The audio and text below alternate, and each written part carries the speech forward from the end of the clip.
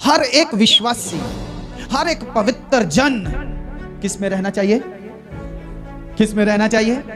किस में रहना चाहिए?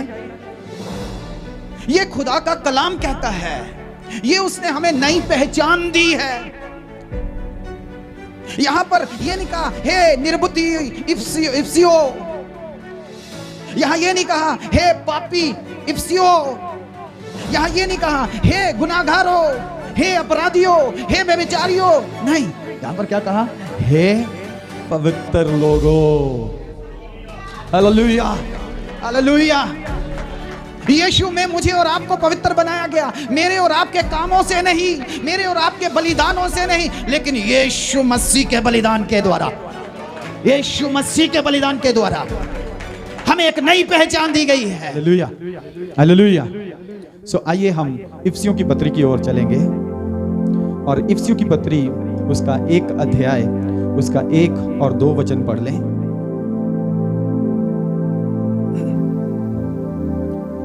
पौलुस की ओर से, जो परमेश्वर की इच्छा से यीशु मसीह का प्रेरित है, उन पवित्र और मसीह यीशु में विश्वासी लोगों के नाम जो इफिसुस में है, हमारे पिता परमेश्वर और प्रभु यीशु मसीह की ओर से तुम्हें अनुग्रह और शांति मिलती रहे।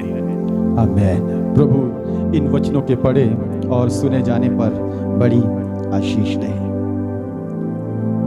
असल में हमें 1 वचन से 14 वचन तक पढ़ना है, लेकिन समय ज़्यादा ना होने के कारण मैंने सिर्फ 1 और 2 वचन पढ़ा है। बाकी 14 वचन तक अपने घर जाके जरूर पढ़ना है। 14 वचन तक, 1 से 14 वचन। इस 1 से 14 वचन में यहाँ पर क्या परमेश्वर हमसे बात करता है? इफिसुस के विषय में आपको बताऊं तो इफिसुस एक ऐसा नगर है जहां पर बहुत सारे मंदिर हैं। यहां पर बहुत सारे मंदिर हैं।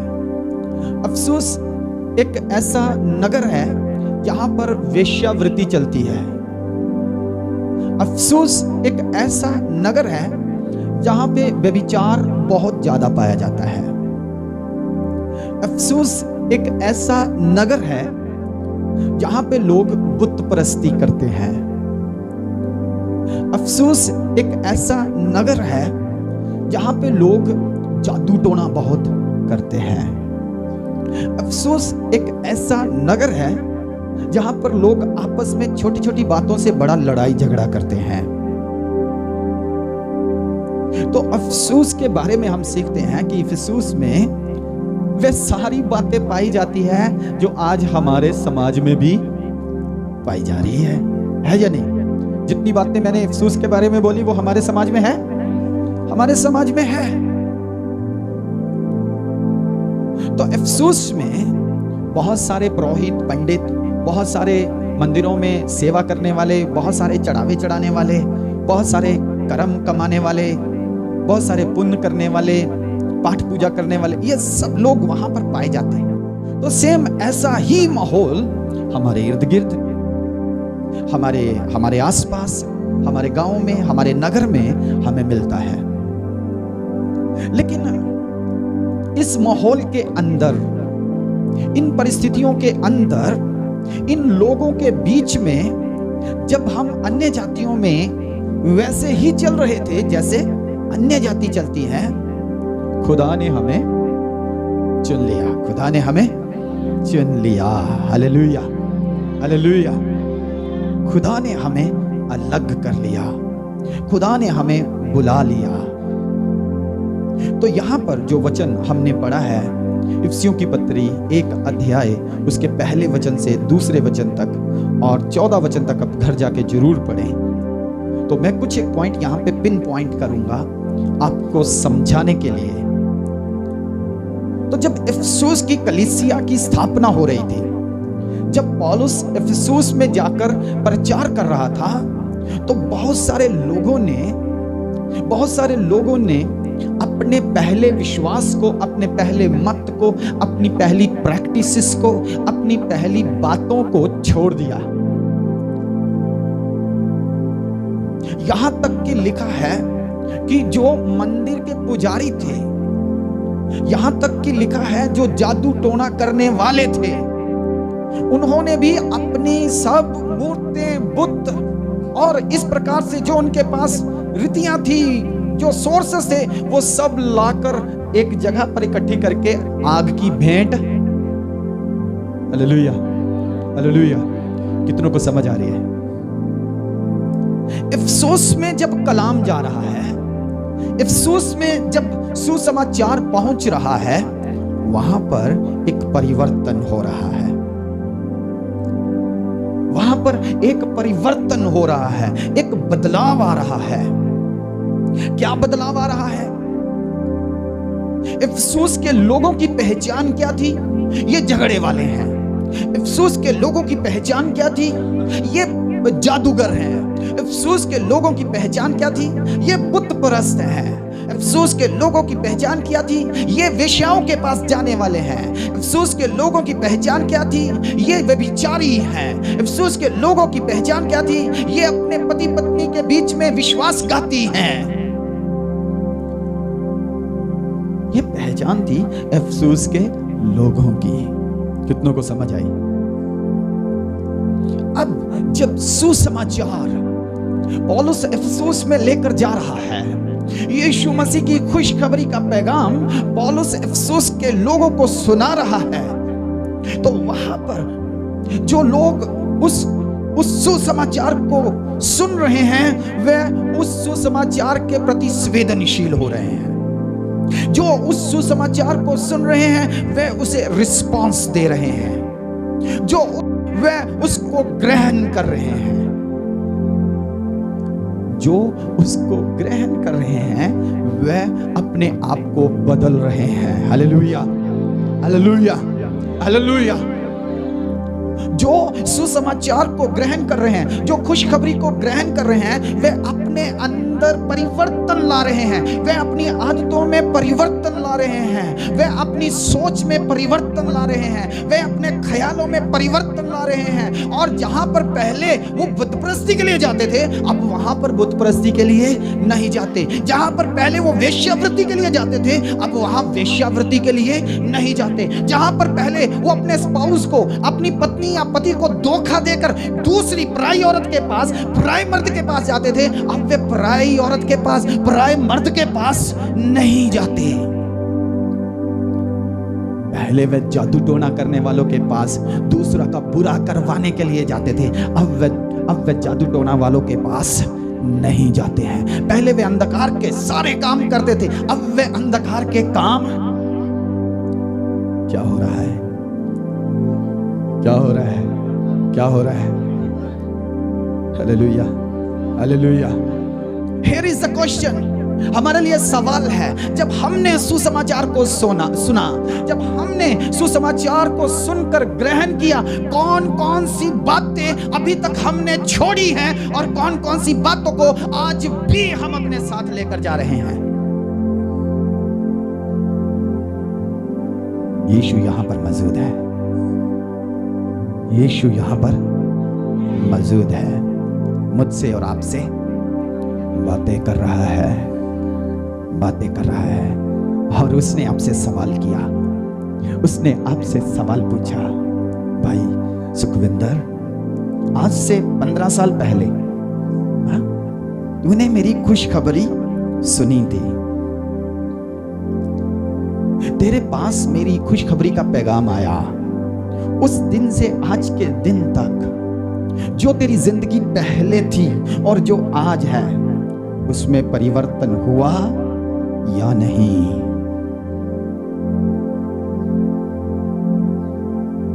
आज यीशु सवाल कर रहा है, कमलजीत, आज से 3-4 साल पहले, 5 साल पहले तेरे पास खुशखबरी आई, तूने उस खुशखबरी को ग्रहण किया, लेकिन आज से 5 साल पहले जो काम तू करती थी, क्या उसमें परिवर्तन आया या नहीं आया?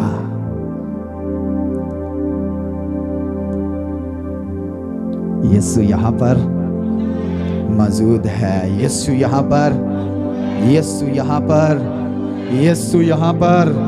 जिन्होंने डुबकी ली है बोलिए, यीशु यहां पर, जिन्होंने डुबकी ली है जोर से बोलिए यीशु यहां पर।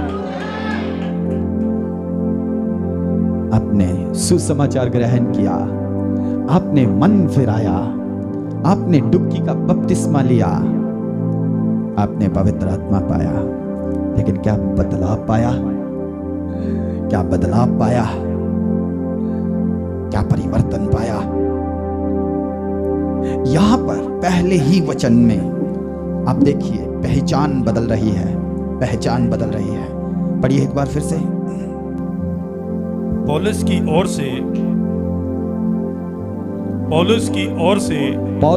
ओर से जो परमेश्वर की इच्छा से यीशु मसीह का प्रेरित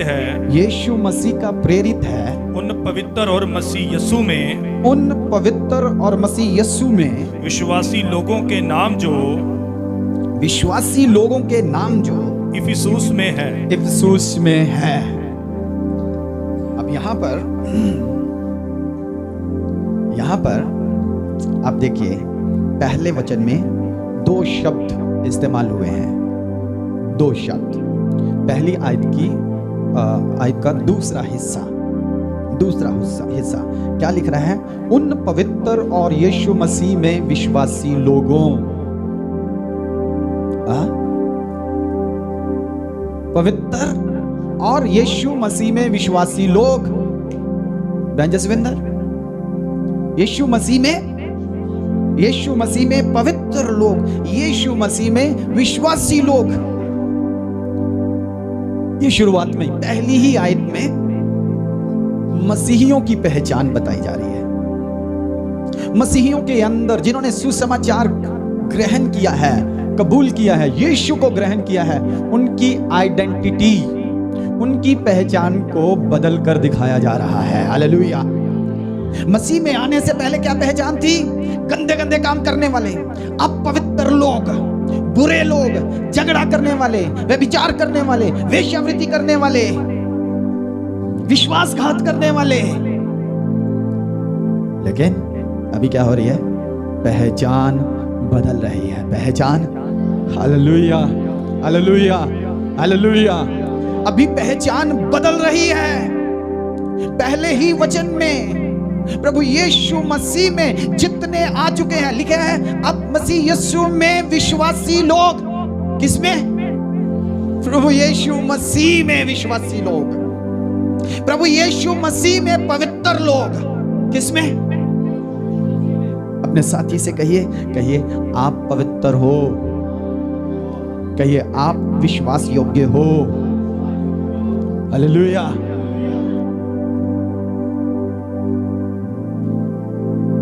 ये पवित्रता, ये विश्वास योग्यता कहां से आई?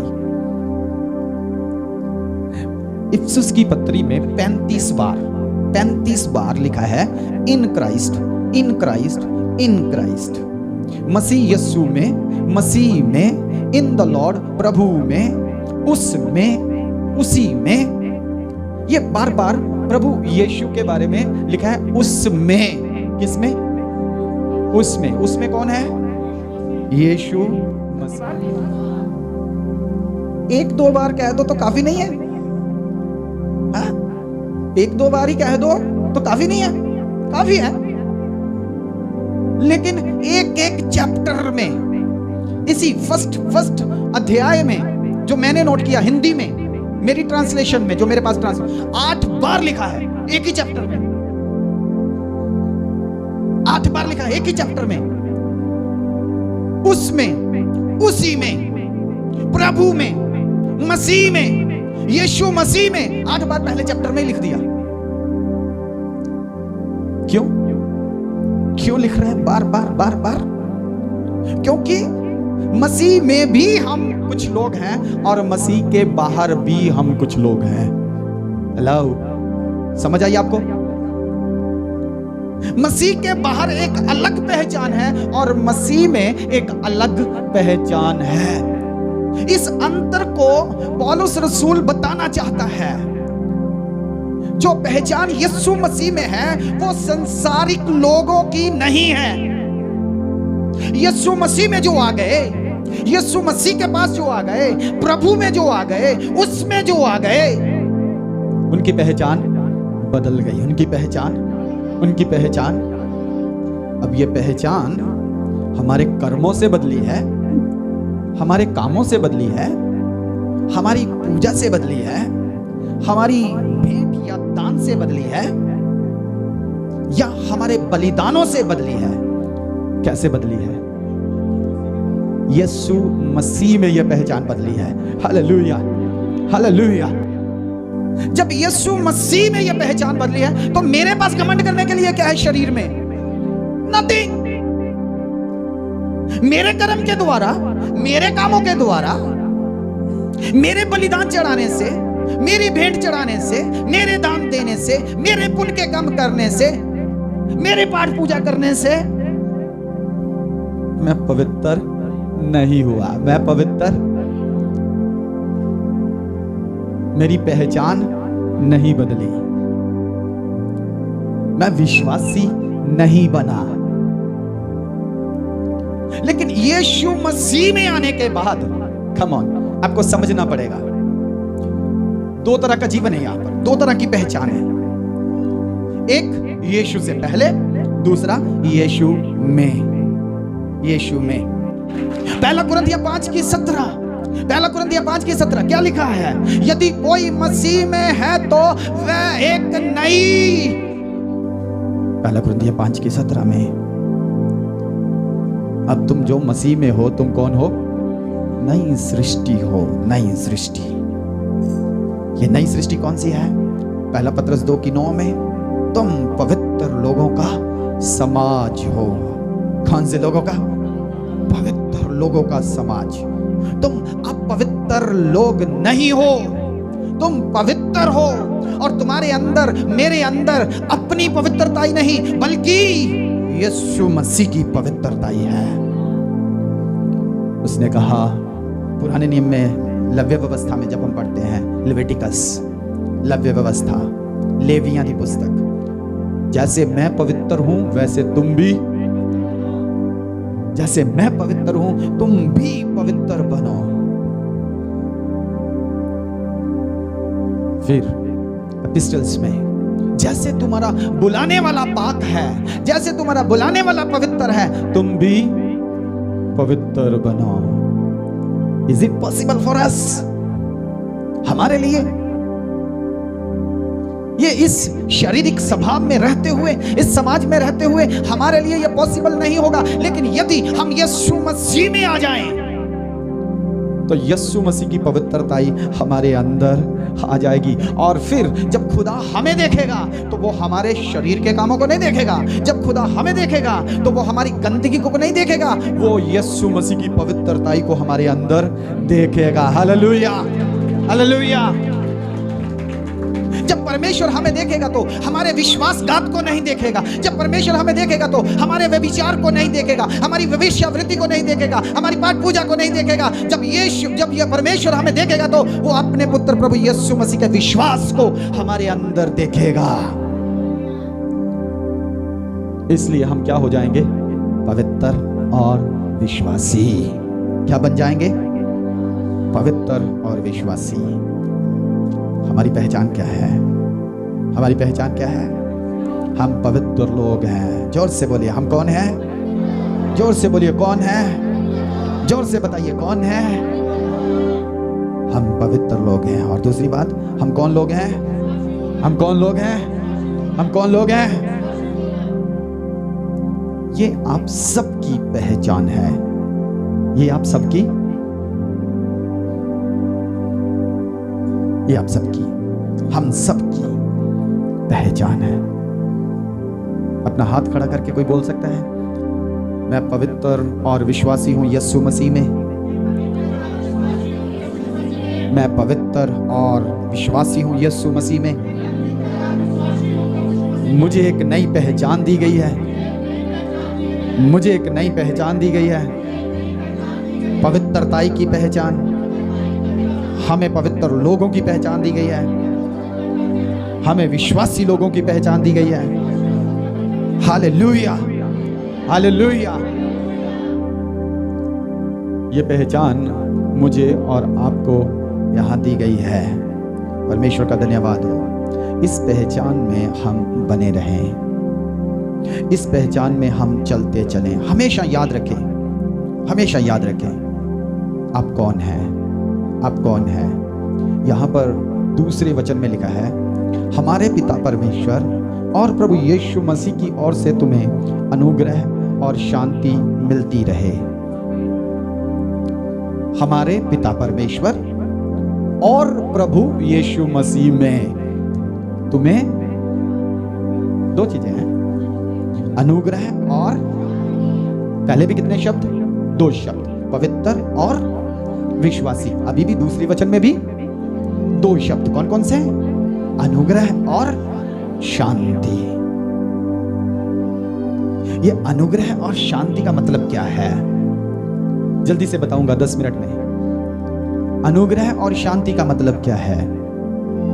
अनुग्रह का मतलब जिसके हम हकदार नहीं थे हमें वो दे दिया गया। अनुग्रह का मतलब जिसके हम हकदार नहीं थे वो हमें दे दिया गया। शांति का मतलब, शांति का मतलब दूसरे ट्रांसलेशन में आप लिटरली देखें तो उसका मतलब है मेल, उसका मतलब है मेल या मिलाप। मेल या मिलाप, या दुश्मनी थी तो अब क्या हो गया? मिलाप हो गया, मेल हो गया, शांति हो गई। अब हमारे पिता परमेश्वर, किसकी ओर से? पिता परमेश्वर और प्रभु यीशु मसीह में तुम्हें क्या मिले? दो बातें, जोर से बोलिए, जोर से बोलिए। अनुग्रह और शांति मिले। अनुग्रह क्या है? जिसके हम हकदार नहीं थे वो हमें दिया गया। अर्थात हम अपने कामों से, हम अपनी भेंटों से, बलिदानों से अपना उद्धार कमा नहीं सकते थे। कितनों को समझ आई? हम अपना उद्धार, अपनी मुक्ति अपने कामों से, अपने बलिदानों से, अपने रुपए पैसे से, अपनी धन दौलत से, अपनी पहली पहचान से कमा नहीं सकते थे। यह उद्धार हमें कैसे मिला? अनुग्रह से। कैसे मिला? कैसे मिला? ये हमें अनुग्रह से मिला। मतलब हम इसके हकदार नहीं, हम इसे अर्न भी नहीं कर सकते, हम इसके लिए कोई काम भी नहीं कर सकते। अनुग्रह का मतलब है मुफ्त उपहार, मुफ्त उपहार। अनुग्रह का मतलब है मुफ्त उपहार, जिसके लिए आपने मेहनत नहीं की, जिसके लिए यीशु ने आज्ञाकारिता की, यीशु ने प्रेम किया, यीशु ने स्वर्ग को छोड़ा, यीशु ने दुख उठाया, यीशु ने सलीब उठाई, यीशु सलीब पर गया, यीशु ने मौत को गले लगाया, यीशु कब्र में गया, यीशु मुर्दों में से, कब्र में से तीसरे दिन मुर्दों में से जी उठा, यीशु बाप की दाहिनी और स्वर्गीय स्थानों में जाकर बैठ गया। और जितने यीशु मसीह में है उन पर ये अनुग्रह वचन में लिखा है, जहां यीशु बैठा है वहां हम भी बैठाए गए हैं। Hallelujah, hallelujah, hallelujah. लिखा है स्वर्गीय स्थानों में बाप की दाहिनी ओर बैठा, और हम भी उसके साथ उसकी पवित्रताई में, उसकी विश्वास योग्यता में, उसके अनुग्रह से, उसके द्वारा स्वर्गीय स्थानों में पिता के साथ बैठाए गए हैं। अर्थात हमारे और परमेश्वर के बीच में, मनुष्य और परमेश्वर के बीच में एक दूरी थी, एक एनिमिटी थी, एक दुश्मनी थी। क्या थी? जोर से बोलिए, क्या थी? अपने साथी से कहिए, कहिए हमारे और परमेश्वर के बीच में दुश्मनी थी। कहिए हमारे और परमेश्वर के बीच में दुश्मनी थी। कहिए लेकिन यीशु मसीह के अनुग्रह से हमें मेल कराया गया, मेल कराया गया, मेल कराया गया। अब नीचे वचनों में पढ़ोगे आपको मिलेगा, वहां लिखा है कि उसने सब वस्तुओं का, सब कुछ का अपने साथ मेल करा लिया। कहां पे? 10 वचन में क्या लिखा है? कि समों को पूरा होने का ऐसा प्रबंध हो कि जो कुछ स्वर्ग में है और जो कुछ पृथ्वी पर है सब कुछ एकत्रित है, इकट्ठा हो गया। Hallelujah, hallelujah. जो कुछ कहां है? पहले कहां? स्वर्ग में। फिर क्या बोला? धरती पर है, उसका मेल करा दिया, उसको इकट्ठा कर दिया। धरती पर कौन है? मैं और आप। स्वर्ग में कौन है? परमेश्वर पिता। अब यीशु मसीह में ऐसा अनुग्रह हुआ कि हमारा मेल पिता के साथ करा दिया गया। पिता के साथ मेल हो गया, पिता के साथ हम एक हो गए यीशु के द्वारा।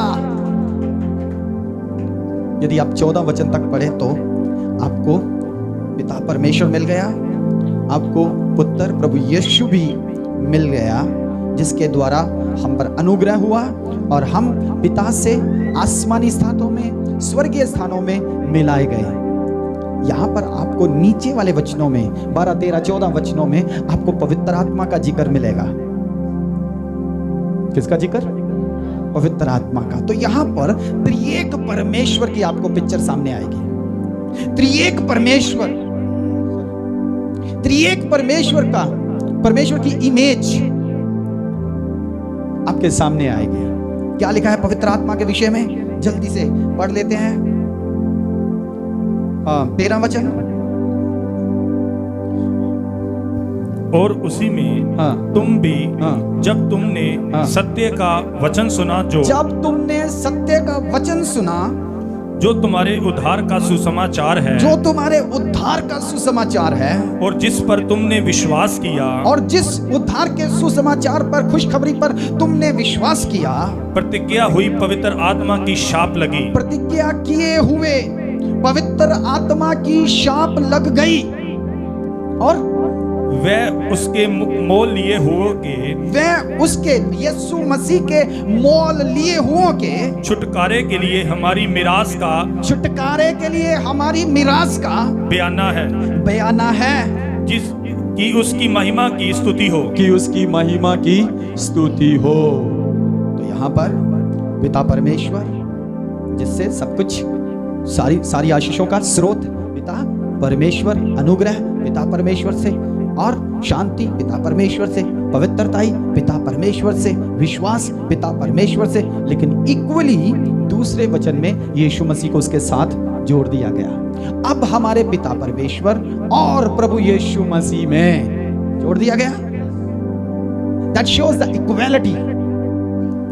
वो बराबरी, समानता को बताता है। पिता परमेश्वर के बराबर ही यीशु मसीह को दिखा रहा है। Hallelujah, hallelujah. और इस उद्धार के काम में, इस मुक्ति के काम में, जो उद्धार हमने लिया है, जो पवित्रता का वस्त्र हमने पहना है, हमारे सारे धर्म के काम तो यशायाह कहता है फटे हुए, मैले, चिथड़े उड़े हुए कपड़ों के समान है। लेकिन ये उद्धार, ये मुक्ति, ये पवित्रता, ये विश्वास, ये अनुग्रह, ये मेल, ये शांति हम कैसे पा रहे हैं? इसमें पिता परमेश्वर, प्रभु यीशु मसीह और पवित्र आत्मा भी शामिल है। पवित्र आत्मा भी शामिल है। मोल खरीदा है हमें। क्या किया है? मोल खरीदा है हमें। कैसे? अपना लहू देकर, अपना लहू देकर मोल खरीदा है। किसको यह लहू दिया गया? किसके सामने यह लहू लेके गया यीशु? किसके सामने यह बलिदान चढ़ाया गया? पुराने नियम में देखा जाए तो, पुराने नियम में याजक क्या करते थे? वे बलि चढ़ाते थे, बलिदान देते थे, और उसका लहू लेते थे, और फिर पवित्र, अति पवित्र स्थान में लेकर जाते थे, और वहां पर उसे ये बलिदान चढ़ाया जाता था। आज स्पिरिचुअली देखा जाए तो यीशु मसीह ने जो लहू बहाया है हमारे और आपके लिए, वह पिता परमेश्वर के पास पहुंचाया गया। हालेलुया। और कहा गया, हे पिता देख, मैंने अपने बहुमूल्य लहू से इस संसार के लोगों को मोल खरीद लिया है, मैंने दाम चुका दिया है। अब ये पाप के वश में नहीं है, अब ये व्यभिचार के वश में नहीं है, अब ये दुनिया के गुलाम नहीं है, अब ये शैतान के गुलाम नहीं है। हालेलुया, मैंने इन्हें गुलामी से खरीद कर छुड़ा लिया है। उसके लिए बयाना दिया गया। क्या दिया गया? बयाना। बयाना क्या होता है? Token money, right? Token money, बयाना। बयाना दिया गया। आज जो जमीन जमून खरीदते हैं, प्लाट खरीदे हैं, आप लोगों ने घर बनाया, आपको पता होगा पहले जमीन रजिस्ट्री करने से पहले क्या होता है? बयाना होता है। बयाने में हम 20% जितनी भी अमाउंट टोटल है उसके 20% अमाउंट दे देते हैं और फिर हम उस जमीन के हकदार हो जाते हैं बयाने के तौर पे। शाप लग जाती है और फिर जो ओनर है वो उसे बेचता नहीं है, किसी और को बेचता, वो कहता भाई बयाना हो गया, स्टाम्प पेपर पे लिख देता, आधिकारिक रूप में स्टाम्प पेपर पे लिख दिया, ये प्लॉट नंबर 18 अनिल रंधावा का हो गया। अब पवित्र आत्मा का काम क्या किया गया? Come on, as long as, जब तक हम इस संसार में रह रहे हैं, 60 साल, 70 साल, 80 साल, बल के कारण 90 या 100 साल आपके और मेरे ऊपर, हालेलुया हालेलुया हालेलुया, क्या लग गई? क्या लग गई? शाप लग गई, मोहर लग गई। किसकी मोहर? पवित्र आत्मा की मोहर लग गई है आपके और मेरे ऊपर। अब कोई आकर क्लेम नहीं कर सकता। अब आप दोबारा उस गुलामी की मंडी में नहीं जा सकते, अब दोबारा आप उस पहले वाले जीवन में नहीं जा सकते, क्योंकि आपके ऊपर मोहर लग चुकी है, शाप लग चुकी है। अब पहले वाले काम नहीं कर सकते, आपकी पहचान बदल चुकी है। अब आप पहले वाले अफसोस के लोग नहीं, अब पहले वाले सुबाना के लोग नहीं, अब पहले वाले ग्रीन एवेन्यू के लोग नहीं, गिल कॉलोनी के लोग नहीं, अब तीना के लोग नहीं, अब गड़े के लोग नहीं। आपकी पहचान यीशु मसीह में बदल चुकी है, बदल चुकी है। मोहर भी लग चुकी है, मोहर भी बयाना हो चुका है। यीशु बादलों पे आएगा तो फिर हम पूरी तरह से उसके साथ सेहत में तो हो, हम उसके साथ एक हो, हम उसके साथ एकत्रित हो, हम उसके साथ एक हो। हालेलुया। कितनों को समझ आई? इफिसियों की पत्री उसका 1 अध्याय उसके 1 वचन से 14 वचन। Hallelujah hallelujah. प्रभु आपको आशीष दे और ये वचन हम सब के लिए आशीष का कारण बने। बहुत सारी सच्चाइयाँ इफिसियों की पत्री में है। प्रभु ने चाहा प्रार्थना करें कि प्रभु हम इफिसियों की पत्री को सीखना चाहते हैं और प्रभु इसमें जो सच्चाई